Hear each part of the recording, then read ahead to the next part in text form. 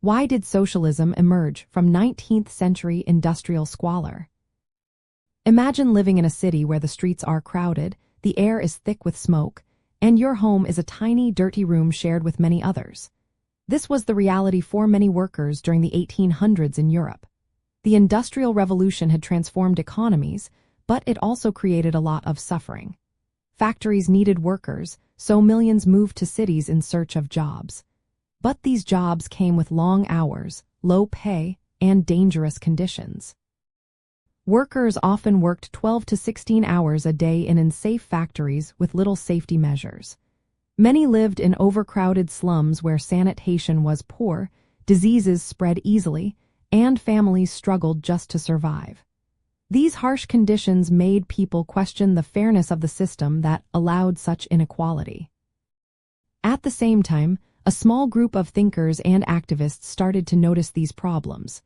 They saw that the wealth was concentrated in the hands of factory owners, called capitalists, while workers remained poor and powerless. This gap between rich and poor grew wider every year. People began to realize that the current system was not working for the many who suffered. They wanted a different way to organize society, one that would share resources more fairly and give workers more control over their lives. This idea was the start of socialism. Socialism also grew out of the ideas from the French Revolution, which challenged the old aristocratic order and promoted equality. But even after the revolution, economic inequality stayed high. The revolution had called for liberty and fraternity but did not fix the economic problems caused by industrialization. Early socialists, like Robert Owen in Britain and Charles Fourier in France, believed that communities could be built on cooperation and shared ownership. They imagined creating model towns where property and work were shared equally, hoping to rebuild social bonds that had broken down. These ideas appealed to workers who saw themselves as part of a growing class that was being exploited.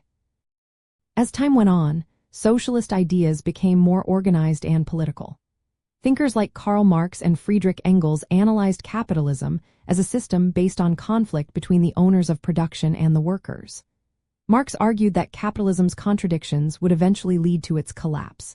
He believed that workers would unite, overthrow the capitalist system, and create a society where everyone shared the benefits of production equally. This vision of a classless society became a powerful force in European history.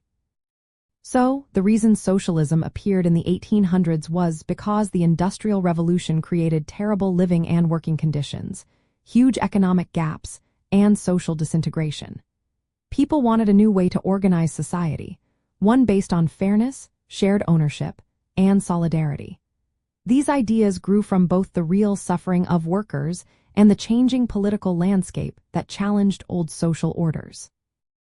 Socialism was a response to the chaos and inequality brought about by rapid industrial growth, offering hope for a more just future.